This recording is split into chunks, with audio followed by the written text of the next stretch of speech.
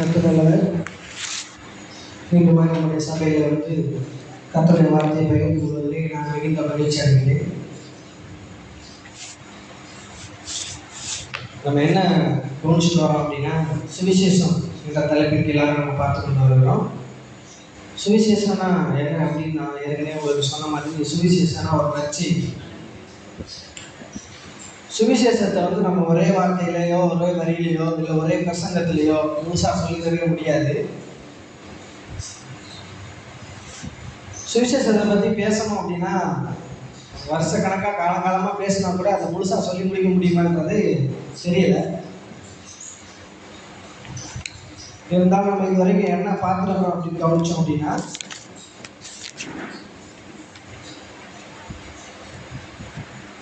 நம்ம எங்கே ஆரம்பித்தோம் அப்படின்னா ரோமரில் ஆரம்பித்தோம். சுவிசேஷம் அவர்களுக்கு அறிவிக்கப்பட்டது போல நமக்கும் அறிவிக்கப்பட்டது வசனத்தில் ஆரம்பித்தோம். அவர்களுக்குன்னா யாருக்குன்னா இஸ்ரவேல் ஜனங்களுக்கு அறிவிக்கப்பட்டது. அவங்களுக்கு என்ன சுவிசேஷம் அறிவிக்கப்பட்டது அப்படின்னு நான் உங்களுக்கு காமிச்சேன். அது தொடர்ந்து சுவிசேஷம்னா என்ன, அதில் என்னென்ன அடங்கி இருக்குது அப்படின்னு நான் காமிச்சேன்.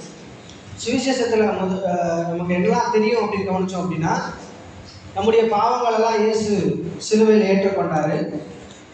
பாவத்துக்கு பதிலாக நமக்கு என்ன கொடுத்துருக்கிறாரு? வாரம் வரும்போதெல்லாமே, மாதம் வரும்போதெல்லாமே இந்த கொஸ்டினை நான் கேட்குறேன். ஆனால் யாருமே கரெக்டாக பதில் சொல்ல மாட்டேறீங்க. நம்முடைய பாவத்தெல்லாம் அவர் சிலுவையில் ஏற்றுக்கொண்டாரு, நீதியை நமக்கு கொடுத்துருக்கிறாரு. அதனால நம்ம என்ன ஆக்கப்பட்டிருக்கிறோம்? நீதிமான்களாக ஆக்கப்பட்டிருக்கிறோம். நம்முடைய சாபங்களெல்லாம் அவர் ஏற்றுக்கொண்டிருக்கிறாரு. அதுக்கு பதிலாக நமக்கு என்ன கொடுத்துருக்கிறாரு? ஆசீர்வாதம் கொடுத்துருக்கிறாரு. நம்முடைய இல்லாமையும் தரித்திரத்தையும் கஷ்டங்களையெல்லாம் ஏற்றுக்கொண்டிருக்கிறாரு. அதற்காக அவருக்கு நம்ம என்ன கொடுத்துருக்கிறாருன்னா, நிறைவையும் சந்தோஷத்தையும் மகிழ்ச்சியும் நம்மளுக்கு கொடுத்துருக்கிறாரு. இந்த மாதிரி சொன்னோம் அப்படின்னா, அவர் சிலுவையில் ஏற்றுக்கொண்ட காரியங்கள்லாம் நிறையா காரியங்கள் சொல்லிகிட்டே போகலாம். இதெல்லாம் நம்ம கவனிச்சுட்டு நம்ம கடைசியாக இப்போ என்ன பார்க்க வந்திருக்கிறோம் அப்படின்னா, இயேசு சிலுவையில் மரணத்தை ஏற்றுக்கொண்டாரு. என்ன பண்ணாரு? இயேசு சிலுவையில் மரணத்தை ஏற்றுக்கொண்டாரு. அதுக்காக நம்மளுக்கு என்ன கொடுத்துருக்கிறாரு? நித்திய ஜீவனை கொடுத்துருக்கிறாரு. ஆனால் நித்திய ஜீவன்னா என்ன அப்படின்னு நான் உங்கள்கிட்ட கேட்டேன். நித்திய ஜீவன்னா என்ன அப்படின்னு உங்ககிட்ட கேட்டேன். என்ன சிஸ்டர் சொல்லுங்க பார்க்கலாம், நித்திய ஜீவனா என்னன்னு யாருக்கா தெரியுமா? சொல்லுங்க சிஸ்டர். சிஸ்டர் கரெக்டாக ஞாபகம் வச்சுருக்கிறாங்க. என்ன அப்படின்னா, நித்திய ஜீவன் அப்படின்னா கடவுளை நம்ம எந்த அளவுக்கு அறிஞ்சுக்கிறோம், கடவுளை எந்த அளவுக்கு நம்ம அறிஞ்சுக்கிறோமோ, கடவுளை பற்றி எந்த அளவுக்கு நம்ம தெரிஞ்சுக்கிறோமோ, அந்த அளவுக்கு நம்மளுடைய ஜீவன் நித்திய காலமாக வாழ போகுது. அதுதான் நித்திய ஜீவன்.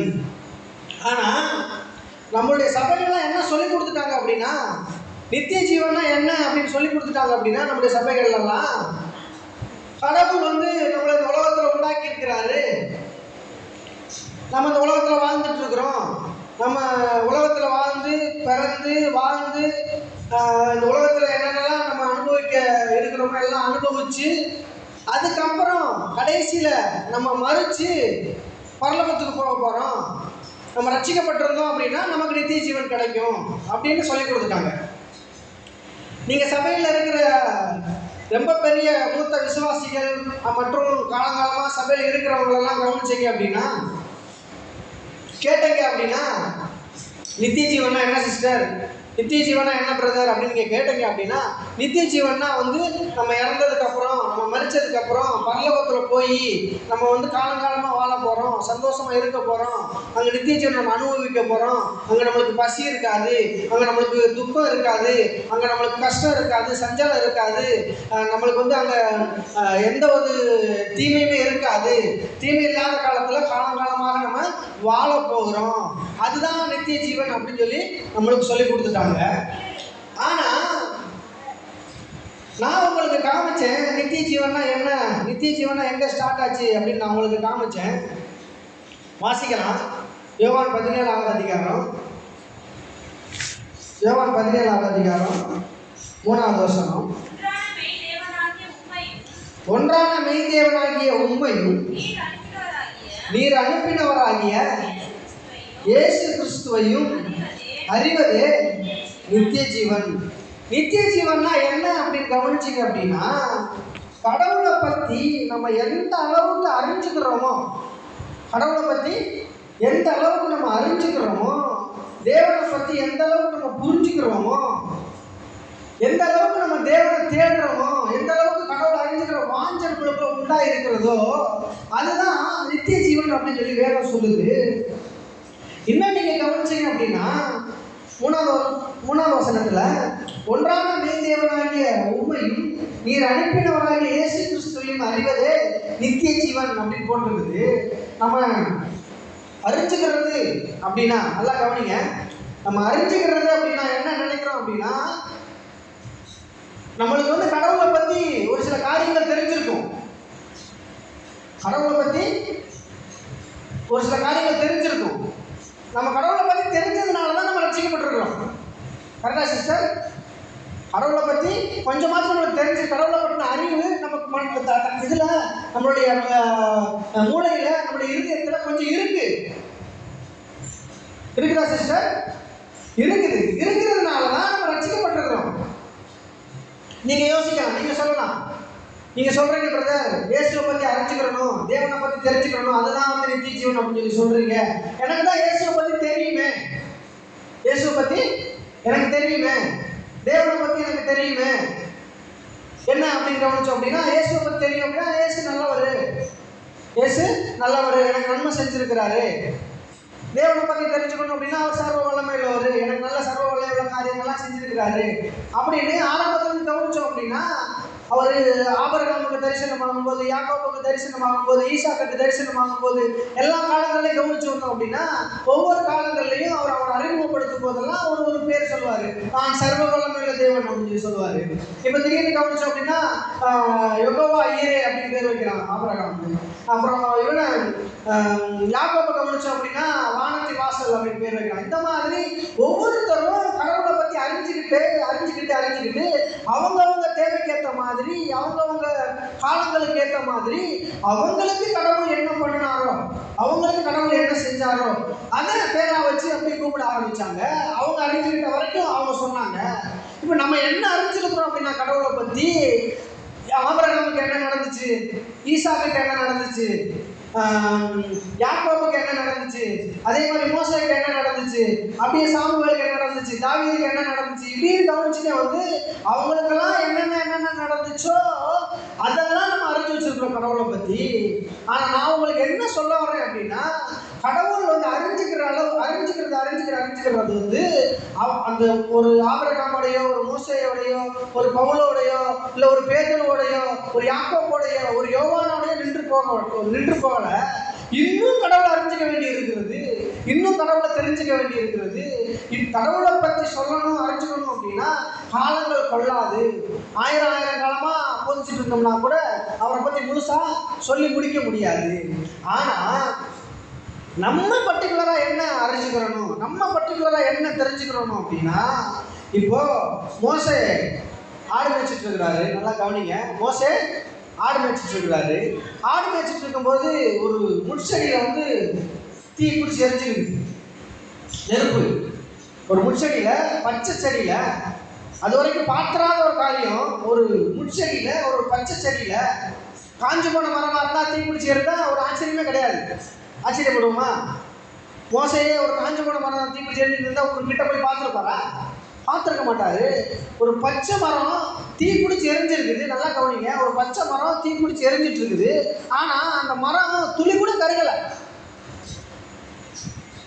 நல்லா கவனிங்க சிஸ்டர், ஒரு பச்சை மரம், இலையெல்லாம் நல்லா பசுமையா இருக்குது, அந்த மரம் தீ பிடிச்சி எரிஞ்சிட்டு இருக்குது. மோசே பார்க்குறாரு, ஆனா அந்த மரம் துளி கூட கருகலை.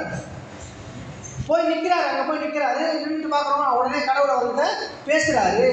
நீ போகணும், நீ போய் ஜனங்களை விடுவிச்சு கூப்பிட்டு வரணும்னு சொல்கிறாரு. சொன்னதுக்கு மோசே கேட்குறாரு, நான் போய் உங்களோட பேர் என்னன்னு அவங்க கேட்டால் நான் என்ன சொல்லுவேன் அப்படின்னு கேட்குறாரு. அதுக்கு சொல்கிறாரு, நீ போய் சொல்லு, நான் இருக்கிறவராகவே இருக்கிறேன் அப்படின்னு சொல்லு அப்படின்னு சொல்கிறாரு. நான் இருக்கிறவராகவே இருக்கிறேன் போய் சொல்லு அப்படின்னு சொல்லி சொல்கிறாரு. சரி, மோசே போயிடுறாரு. அந்த இருக்கிறவராகவே இருக்கிறேன் அப்படின்னா என்ன அர்த்தம் அப்படின்னு கவனிச்சீங்க அப்படின்னா, அன்னைக்கு அந்த மோசைக்கு சொன்னாரு, நான் இருக்கிறவராகவே இருக்கிறேன் அப்படின்னு சொன்னாரு.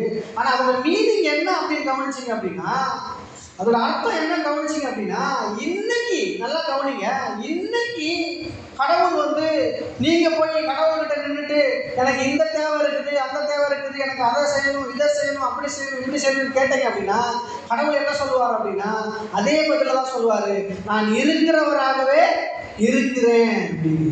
என்ன மீனிங் அப்படின்னு கவனிச்சிங்க அப்படின்னா, உங்களுக்கு என்ன தேவை இருக்கிறதோ நல்லா கவனிச்சுக்கோங்க. மோசேக்கு என்ன தேவை இருந்ததோ, ஆபிரகாமுக்கு என்ன தேவை இருந்ததோ, ஈசாக்குக்கு என்ன தேவை இருந்ததோ, யாக்கோபுக்கு என்ன தேவை இருந்ததோ, அதை போல இன்னைக்கு உங்களுக்கு என்ன தேவை இருக்கிறதோ, உங்க மனசுல என்ன தேவை இருக்குதுன்னு எனக்கு தெரியாது, உங்களுடைய இருதயத்துல என்ன தேவை இருக்குதுன்னு எனக்கு தெரியாது, உங்க குடும்பத்துல என்ன தேவை இருக்குதுன்னு எனக்கு தெரியாது.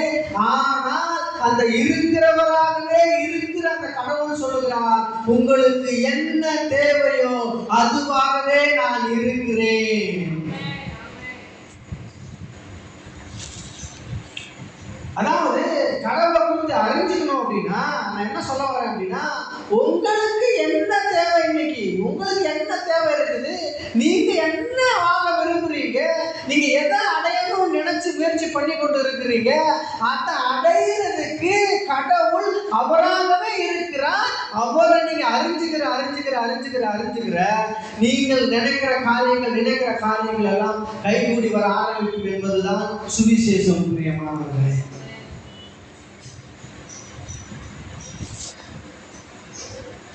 இன்னொரு ஒரு வசனத்தை நம்ம வாசிக்கலாம். ரோமர் 6வது அதிகாரம் 23வது வசனம்.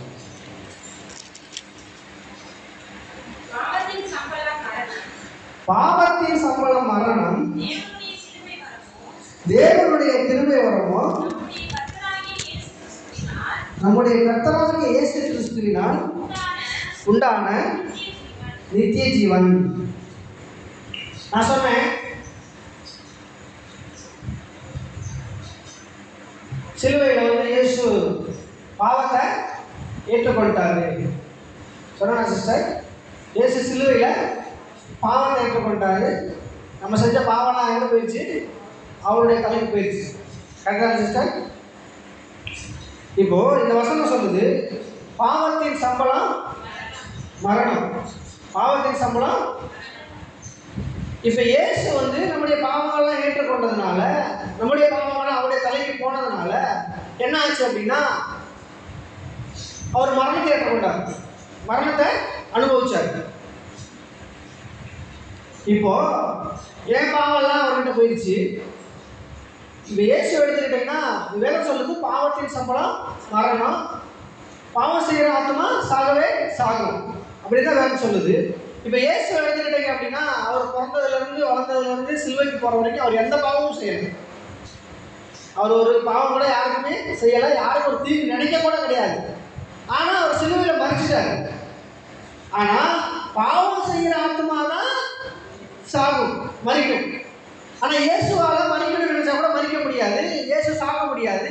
ஏன் சிலுவையில் மறிச்சாரு, ஏன் சிலுவையில் இறந்து செத்து போனாரு, ஏன் அவருக்கு மரணம் கொடுக்கப்பட்டுச்சு அப்படின்னா, அவர் வந்து நம்முடைய பாவத்தை ஏற்றுக்கொண்டாரு. இப்படி சொல்லலாம், நான் பாவியா இருக்கிறதுக்கு பதிலா அவரு சிலுவையில பாவியா தொங்கினாரு. நான் பாவியா இருக்கிறதுக்கு பதிலா அவரு சிலுவையில பாவியா தொங்கினாரு. ஏன் பாவத்தை ஏற்றுக்கொண்டதுனால, என்னுடைய பாவம் அவர் தலைக்கு போனதுனால அவருக்கு மரணம் கொடுக்கப்பட்டுச்சு. கரெக்டான சிஸ்டர்? நான் வேதம் சொல்லுது, பாவத்தின் சம்பளம் மரணம், பாவம் செய்கிற ஆத்மா சாகவே சாகும். பாவம் செஞ்சதுனால நான் சாகணும். நல்லா கவனிங்க, பாவம் செஞ்சதுனால நான் சாகணும். ஏன்னா நான் தான் பாவம் செஞ்சேன். உலகத்தில் இருக்கிற எல்லா மனுஷங்களும் பாவம் செஞ்சாங்க, நான் தான் சாகணும், நான் செத்துருக்கணும் அந்த இடத்துல. ஆனால் எனக்கு பதிலாக அவரை செத்துட்டாரு. இதுதான் காலகாலமாக நமக்கு சொல்லி கொடுத்துருக்காங்க. இப்படி தான் நம்மளும் நம்பின்னு இருக்கிறோம். கரெக்டான சிஸ்டர்? நான் சொல்றது எதுவும் தப்பு இல்லையே. இப்போ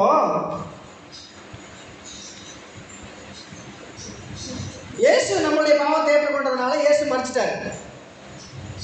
இயேசு நம்முடைய பாவத்தை ஏற்றுக்கொண்டதுனால இயேசு மரிச்சிட்டாரு. பாவத்தின் சம்பளம் மரணம். சரி, இயேசு சிலுவையில் மரிச்சதுனால நமக்கு என்ன நடந்துச்சு? பாவத்தை இயேசு சிலுவையில் ஏற்றுக்கொண்டாரு, எனக்காக அவர் மரிச்சிட்டாரு. ஏன்னா பாவத்தின் சம்பளம் மரணம். இப்போ இயேசு பாவத்தை சிலுவை என் பாவத்தை ஏற்றுக்கொண்டதுனால எனக்கு என்ன உண்டாச்சு? சொல்லுங்க சிஸ்டர். சிஸ்டர், என் பாவத்தை சிலுவையில் ஏற்றுக்கொண்டாரு சிஸ்டர், எனக்கு என்ன வந்துச்சு அவர்கிட்ட இருந்து? என்ன சிஸ்டர், எத்தனை டைம் சொல்லிட்டு இருந்தாலும் அதை தான் கரெக்டாக மறந்துட்டு எல்லாத்தையும் சொல்றீங்க. நித்திய ஜீவன்ன்றீங்க, ஆசீர்வாதம்ன்றீங்க, சுகம்ன்றீங்க, ஆரோக்கியம்ன்றீங்க. சிஸ்டர், பாவம் அவருடைய தலைக்கு போயிருச்சு, அவருடைய நீதி எனக்கு வந்துருச்சு. கரெக்டா சிஸ்டர்? சத்தமா சொல்லுங்க. இப்போ பாவத்தின் சம்பளம் மரணம். மரணம் யாருக்கு கொடுக்கப்பட்டுருச்சு? சரி, ஓகே. பாவத்தின் சம்பளம் மரணம். என் பாவம் இயேசு கிட்ட போயிருச்சு, அவருக்கு மரணம் கொடுக்கப்பட்டாயிருச்சு. அப்ப நீதியின் சம்பளம், நீதி எனக்கு வந்துருச்சு. நீதியின் சம்பளம்,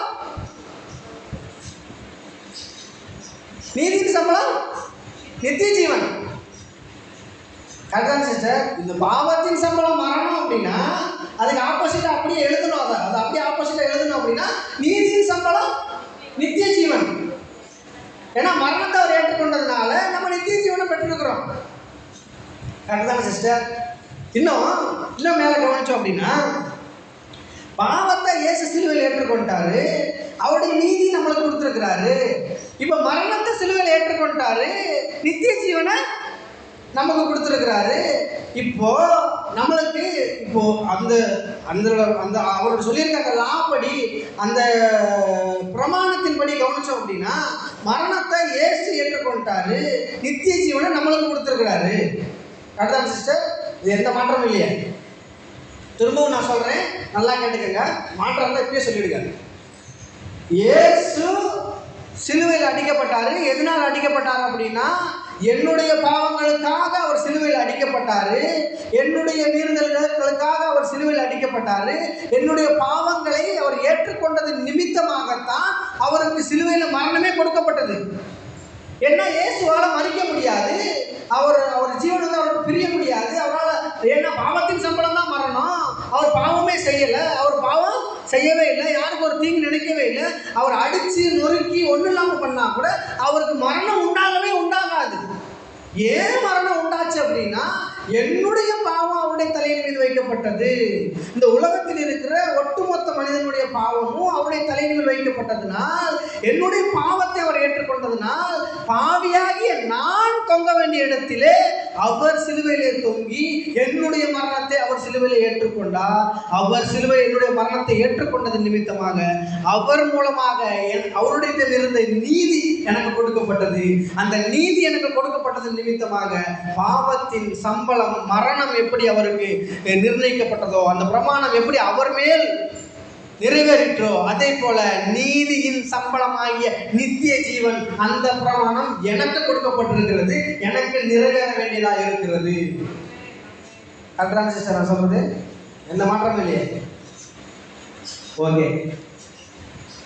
இப்போ இன்னைக்கு இந்த சத்தியத்தை எல்லாருமே சொல்லிக் கொடுக்குறாங்க. அந்த காலத்தில் சத்தியம் சொல்லிக் கொடுத்தாங்களா என்னன்னு தெரியல. இன்னைக்கு நிறைய சபைகள் எடுத்துக்கிட்டோம் அப்படின்னா இந்த வெளிப்பாடு எல்லா சபைகளுக்கும் உண்டாயிருக்கிறது. எப்படின்னா பாவத்தை இயேசு ஏற்றுக்கொண்டாரு, நீதி எனக்கு கொடுக்கப்பட்டிருக்கு அப்படின்றது எல்லா சபைகள்லையுமே போதிக்கிறாங்க. இப்போ இந்த மாதிரி போதனைகள் நம்ம கேட்குறோம். மரணம் இயேசுகிட்ட போயிருச்சு, நித்திய ஜீவன் நம்மளுக்கு வந்துருச்சு அப்படின்னு நம்ம கேட்குறோம்.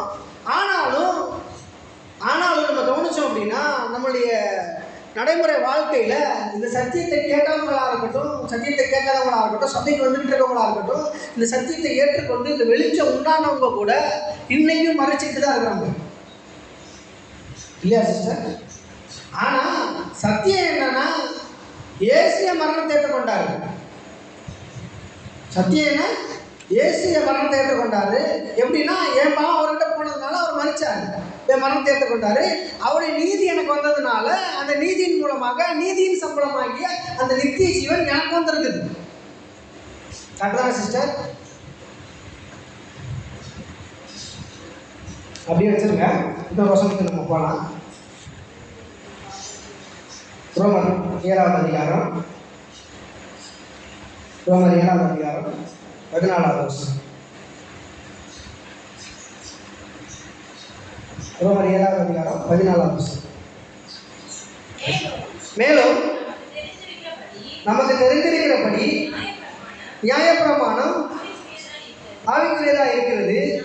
நானும் பாவத்துக்கு கீழாக விற்கப்பட்டு மாம்சத்துக்குரியவனாக இருக்கிறேன்.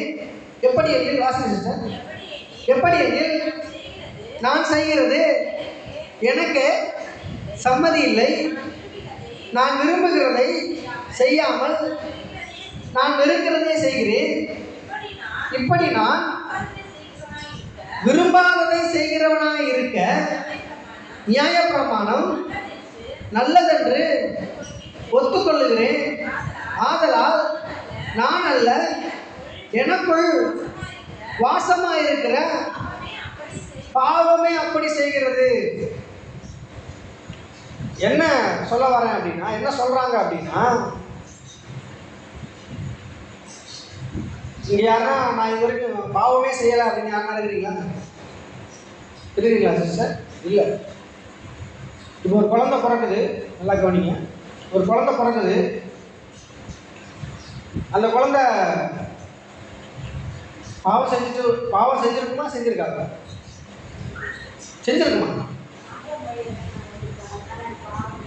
எப்படி? ஆதாம் வழியில் வந்ததுனால அது பாவமாக இருக்கும். ஆனால் பிறந்த உடனே அந்த குழந்தை பாவம் செஞ்சிருக்குமா? செஞ்சிருக்காரு.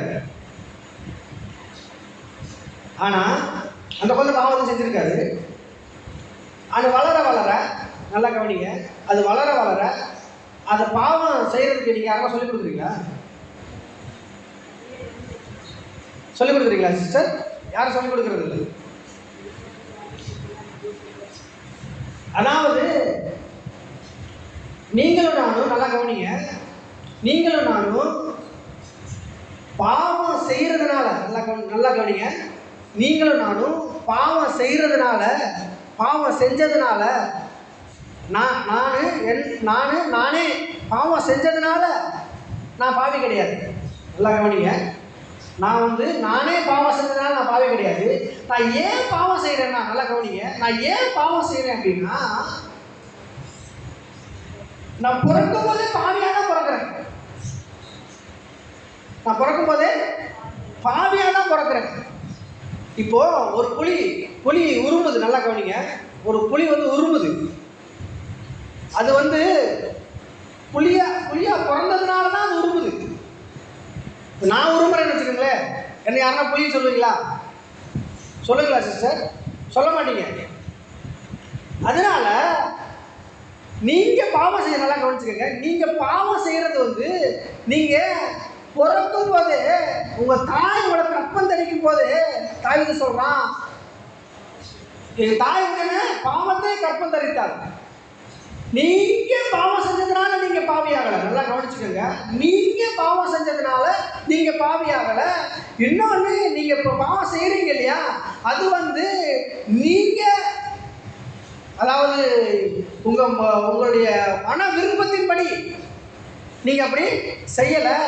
என்ன உங்களை அதை செய்ய வைக்குது அப்படின்னா, எப்படி நீங்க பாவம் செய்யறீங்க அப்படின்னா, நீங்க பாவத்துல பிறந்ததுனால, அதாவது நீங்க பாவியா இருக்கிறதுனால தான் பாவம் செய்யறீங்களே ஒழிய, நீங்க பாவம் செஞ்சுதான் பாவியானது கிடையாது.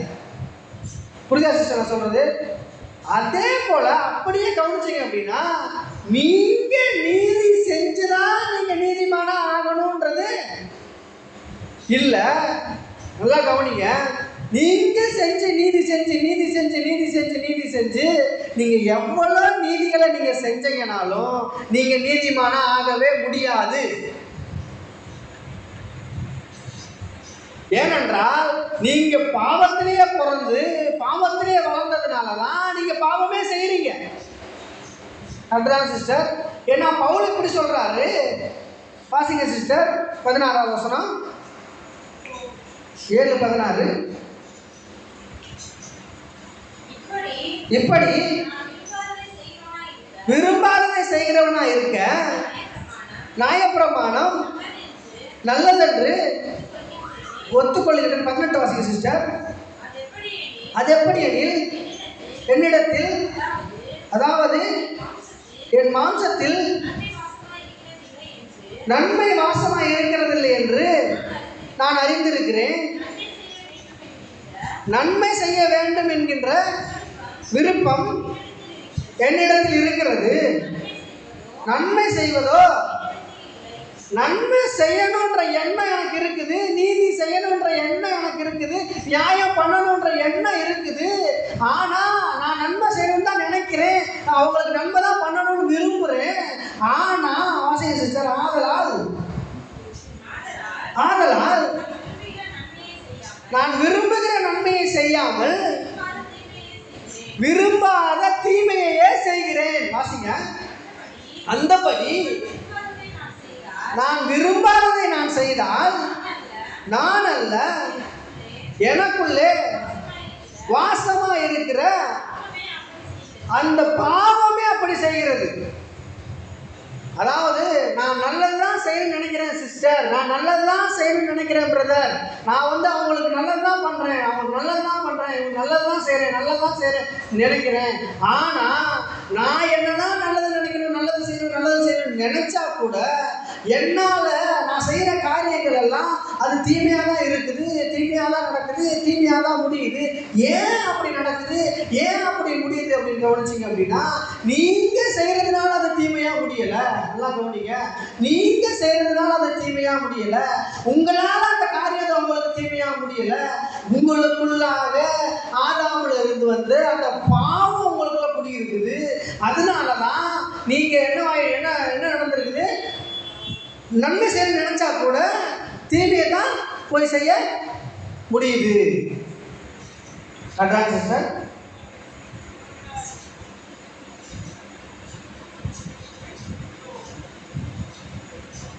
இப்ப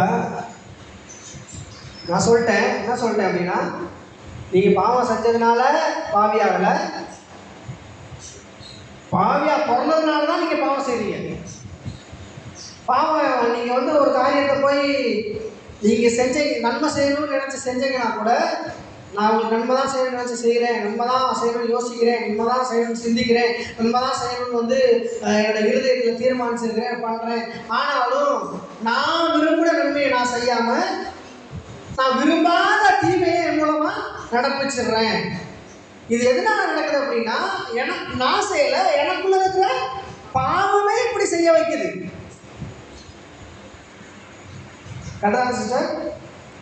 இப்போ இப்படி பார்க்கலாம் அப்படின்னா, பாவம் கிரியை செய்து பாவம் நம்மளை நன்மை செய்ய விடாம பண்ணுது.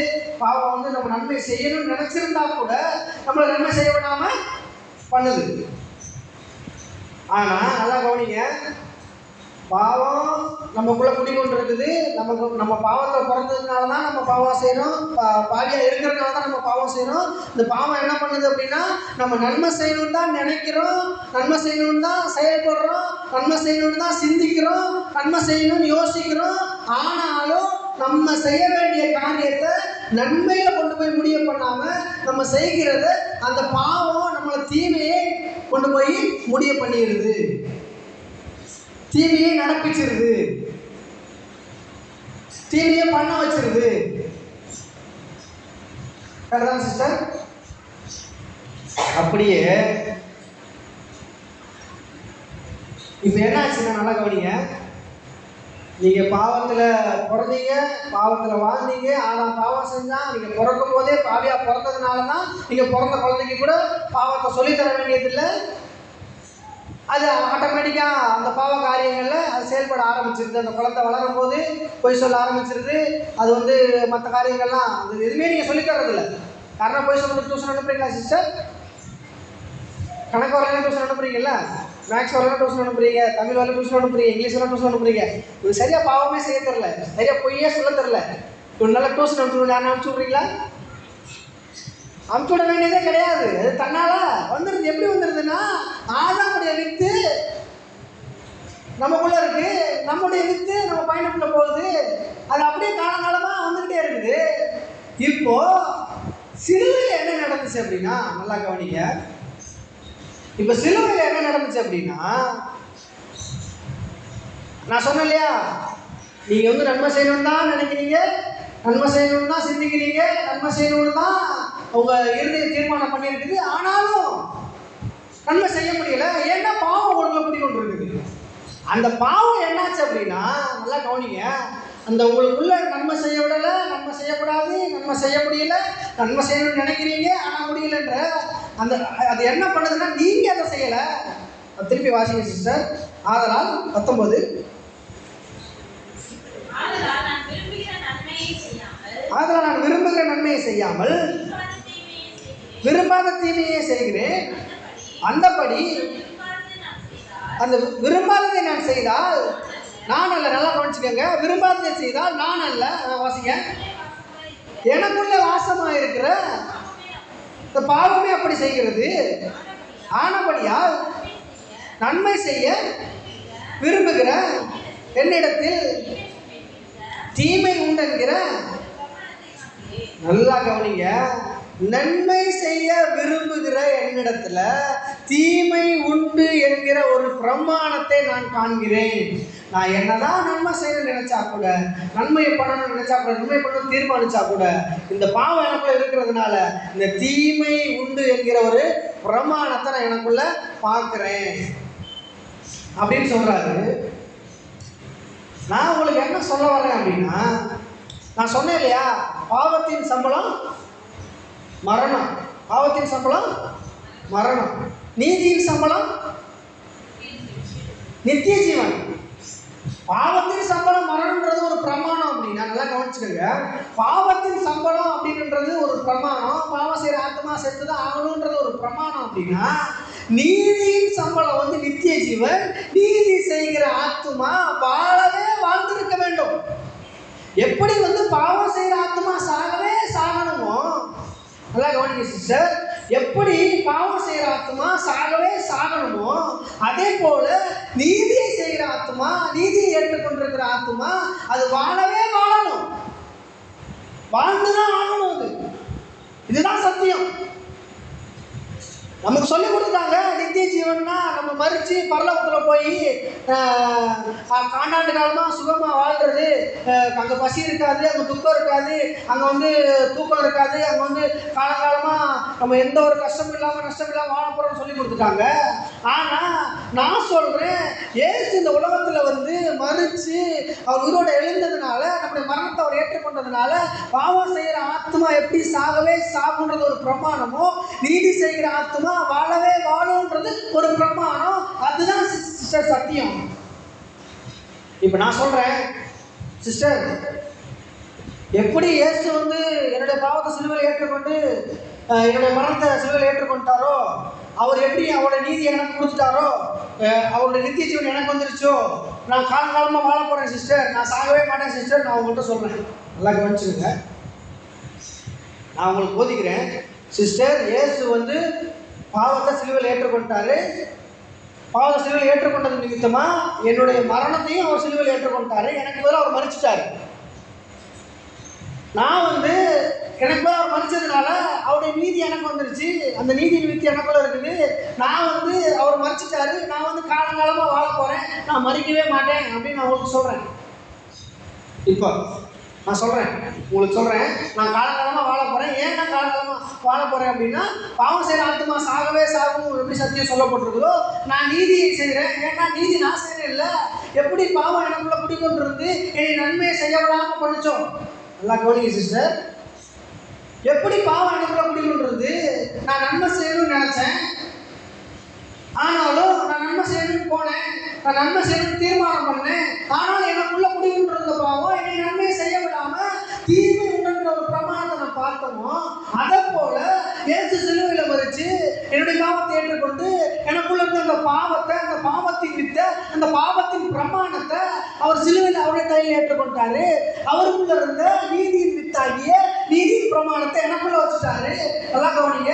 இப்ப நீதியின் பிரமாணம் என்ன பண்ணும் அப்படின்னா, பாவத்தின் பிரமாணம் எப்படி என்னைய பாவம் இந்த நன்மை செய்யணும்னு நினைக்கிறேன், நன்மையே செய்ய விடாம பண்ணி தீவிர கொண்டு செய்ய வைக்குதோ, இந்த நீதியின் பிரமாணம் அந்த பாவத்தின் பிரமாணத்தை காட்டிலும் கோடி மடங்கு வல்லமை உள்ளது.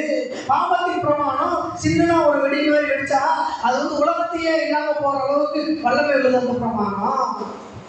இது ஒரு மரத்தை பூச்சி அடியில் அரைச்சரிச்சு ஒன்று இல்லாமல் பண்ணுச்சு அப்படின்னா அந்த மரம் செத்து போகிற அளவுக்கு இந்த பாவத்தின் பிரமாணம் பண்ணும். அப்படின்னா இந்த நீதியின் பிரமாணம் அந்த மரம் மாதிரி கோடிக்கணக்கான மரங்களை உருவாக்கும். இதுதான் இந்த நீதியின் பிரமாணம். இந்த பாவத்தின் பிரமாணம் என்ன பண்ணுது, என்னைய நான் நன்மை செய்யணும்னு நினைக்கிறேன், நன்மை செய்யணும்னு சிந்திக்கிறேன், நன்மை செய்யணும்னு தீர்மானம் பண்ணிட்டு போறேன், ஆனாலும் என்னை தீமையை செய்ய வைக்குது. ஆனா இந்த என்னை தீமையை செய்ய வச்ச இந்த பிரமாணம், நல்லா கவனிங்க, என்னை தீமையை செய்ய வச்ச இந்த பிரமாணம் எங்க போயிருச்சு அப்படின்னா இயேசுனுடைய தலைக்கு போயிருச்சு. இயேசுனுடைய தலைக்கு போயிருச்சு. அதோட முடிவு என்ன? அதோட முடிவு என்ன அப்படின்னா இயேசுவோட மரணம். இப்போ என்ன ஆச்சு அப்படின்னா இந்த பாவத்தின் பிரமாணம் என்னை எப்படி தீமையை நன்மை செய்ய நினைச்சு போனா கூட என்னை தீமையை செய்ய வச்சுச்சோ, அந்த பிரமாணம் இப்போ இங்கே இல்லை. அது எங்கே போயிடுச்சுன்னா இயேசுனுடைய தலைக்கு போய் என்னை தீமை செய்ய விட என்னை நன்மை செய்ய விடாமல் எங்க பண்ணுது அப்படின்னா இயேசுவை வந்து சிலுவையில் அடிச்சு அந்த மரணத்தை சாவடிச்சிருச்சு. அவ்வளோ நன்மை பண்ணிட்டு இருந்தார் சிஸ்டர். எத்தனையோ மனிதர்கள் குஷ்டரோகிகள்லாம் சுத்தமாக்குனாரு, எத்தனையோ நோய்களை குணமாக்குனாரு, எத்தனையோ பேரை மரணத்துக்குள்ள போயிட்டு இருந்தவங்களை வந்து எழுப்பினாரு. லாசரை எழுப்பினாரு, வாலிபனை எழுப்பினாரு, 12 வருஷமா பெரும்பாடுள்ள ஸ்திரிய சுத்தமாக்குனாரு.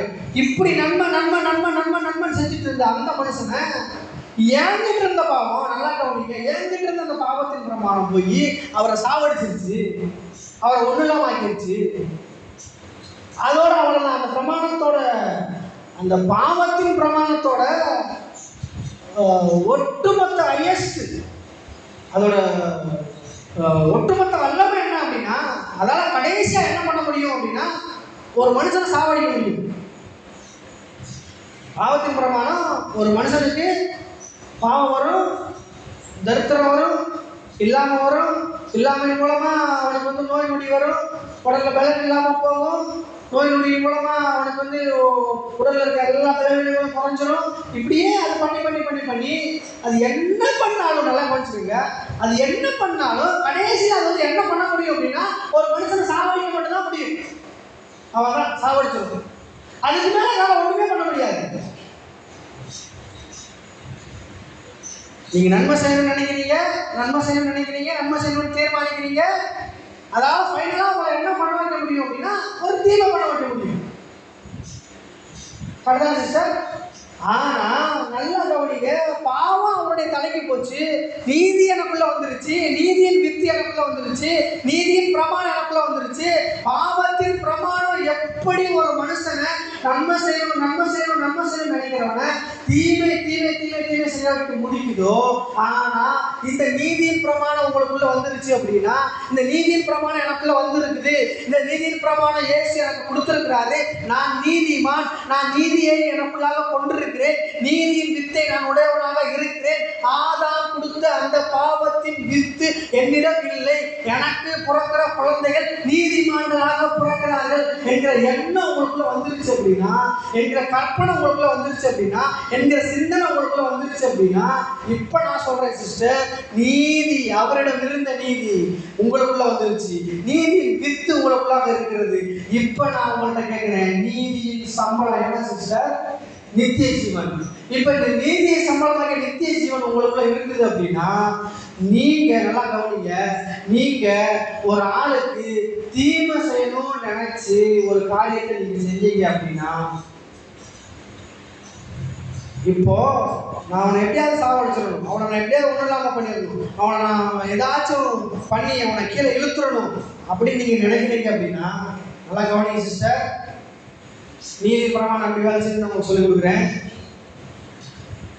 நீங்க பாவியா இருக்கும்போது, நல்லா கவனிச்சுங்க, நீங்க பாவியா இருக்கும்போது நீங்க ஒருத்தருக்கு நன்மை செய்யணும்னு நினைச்ச ஒரு காரியத்தை செஞ்சீங்க அப்படின்னா கூட அது தீமையில போய் முடியும்.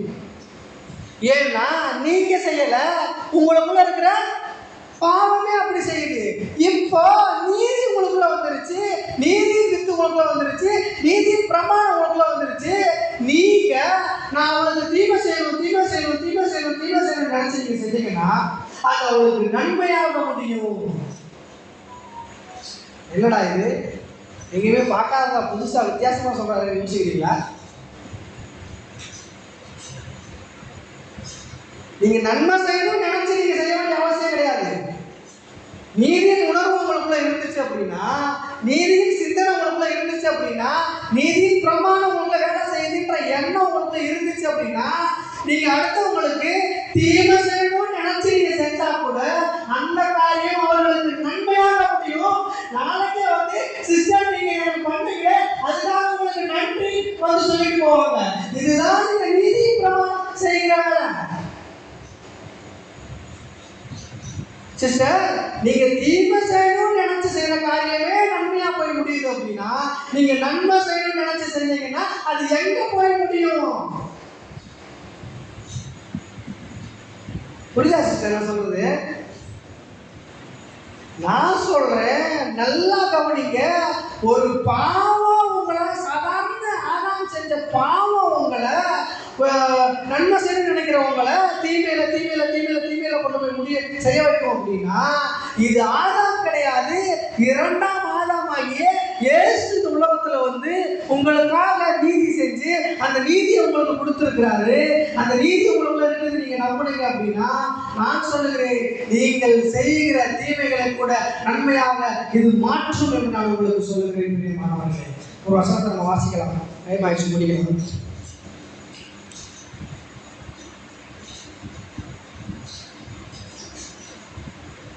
ரோமர் 12:21.